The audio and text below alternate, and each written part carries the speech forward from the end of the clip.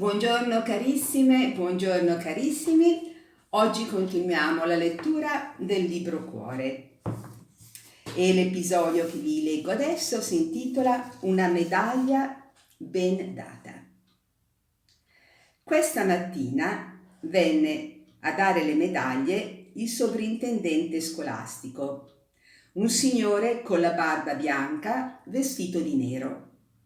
Entrò con il direttore poco prima della fine della lezione e sedette accanto al maestro. Interrogò parecchi, poi diede la prima medaglia a De Rossi e prima di dar la seconda stette qualche momento a sentire il maestro e il direttore che gli parlavano a voce bassa. Tutti domandavano a chi darà la seconda.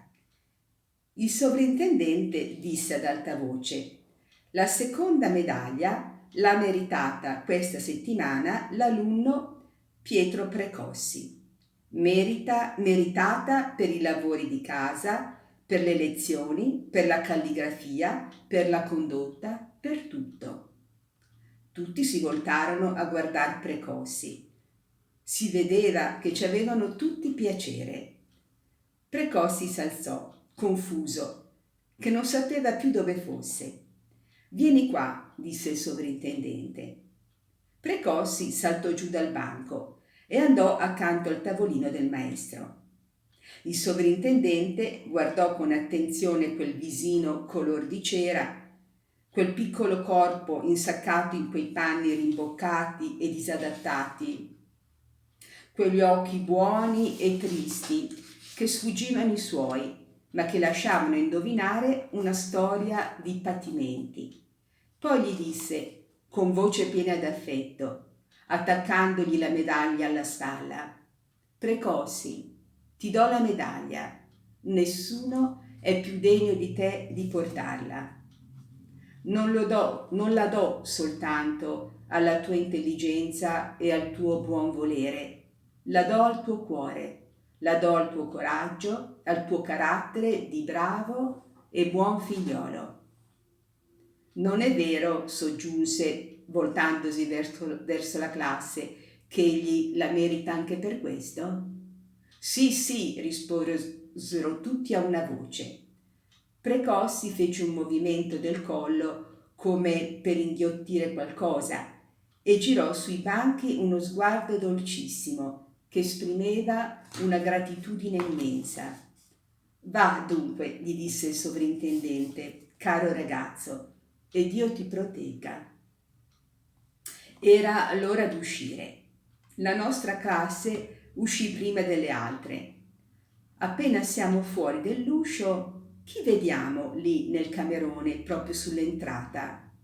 Il padre di Precossi, il fabbro ferraio, pallido come al solito, col viso torvo, coi capelli negli occhi, col berretto per traverso, malfermo sulle gambe.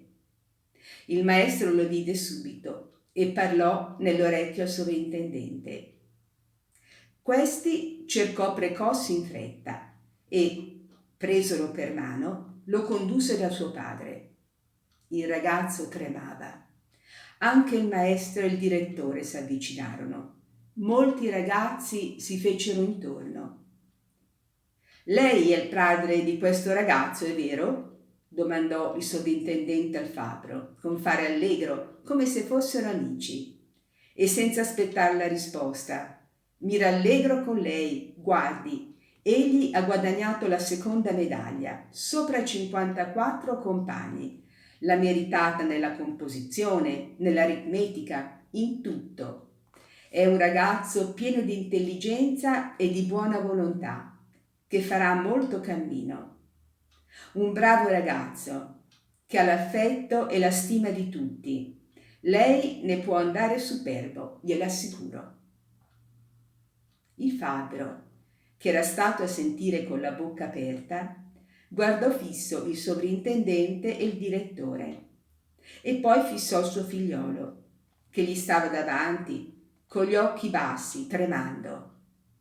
E come se ricordasse e capisse allora per la prima volta tutto quello che aveva fatto soffrire a quel povero piccino e tutta la bontà, tutta la costanza eroica con cui egli aveva sofferto, mostrò a un tratto nel viso una certa meraviglia stupita, poi un dolore accigliato, infine una tenerezza violenta e triste, e con un rapido gesto afferrò il ragazzo per il capo e se lo strinse sul petto. Noi gli passammo tutti davanti. Io l'invitai a venire a casa giovedì con Garrone e Crossi. Altri lo salutarono, chi gli faceva una carezza, chi gli toccava la medaglia. Tutti gli dissero qualche cosa. E il padre guardava stupito, tenendosi sempre serrato al petto il capo del figliuolo che singhiozzava.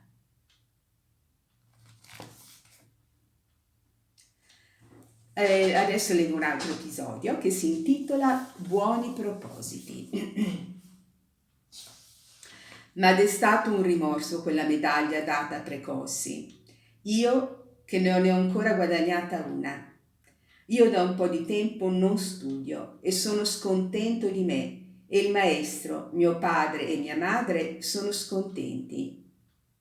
Non provo più neppure il piacere di prima a divertirmi, quando lavoravo di voglia, e poi saltavo su dal tavolino e correvo ai miei giochi pieno d'allegria, come se non avessi più giocato da un mese.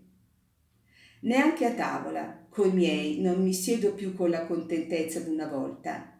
Sempre ho come un'ombra nell'animo, una voce che mi dice continuamente: non va, non va. Vedo la sera passar per la piazza tanti ragazzi che tornano dal lavoro, in mezzo a gruppi d'operai tutti stanchi ma allegri, che allungano il passo, impazienti di arrivare a casa a mangiare, e parlano forte, ridendo e battendosi sulle spalle le mani nere di carbone o bianche di calce. E penso che hanno lavorato dallo spuntar dell'alba fino a quell'ora. E con quelli tanti altri, anche più piccoli, che tutto il giorno sono stati sulle cime dei tetti, davanti alle fornaci, in mezzo alle macchine e dentro all'acqua e sottoterra, non mangiando che un po' di pane. E provo quasi vergogna, io che in tutto quel tempo non ho fatto che scarabocchiare di malavoglia 4 paginucce. Ah, sono scontento, scontento. Io vedo bene che mio padre è di malumore e vorrebbe dirmelo, ma gli rincresce e aspetta ancora. Caro padre mio, che lavori tanto. Tutto è tuo, tutto quello che mi vedo intorno in casa, tutto quello che tocco, tutto quello che mi veste e che mi ciba, tutto quello che mi insegna e mi diverte, tutto è frutto del tuo lavoro. Ed io non lavoro. Tutto t'è costato pensieri, privazioni, dispiaceri, fatiche, e io non fatico. Oh no, è troppo ingiusto e mi fa troppa pena. Io voglio cominciare da oggi, voglio mettermi a studiare, come Stardi, coi pugni serrati e coi denti stretti. Mettermici con tutte le forze della mia volontà e del mio cuore. Voglio vincere il sonno la sera, saltar giù presto la mattina, martellarmi il cervello senza riposo, sferzare la pigrizia senza pietà, faticare, soffrire anche, ammalarmi, ma finire una volta di trascinare questa vitaccia fiacca e svogliata che avvilisce me e rattrista gli altri. Animo, al lavoro con tutta l'anima e con tutti i nervi, al lavoro che mi renderà il riposo dolce, i giochi piacevoli, il desinare allegro, al lavoro che mi ridarrà il buon sorriso del mio maestro e il bacio benedetto di mio padre. Vi leggo un altro episodio che si intitola Il vaporino.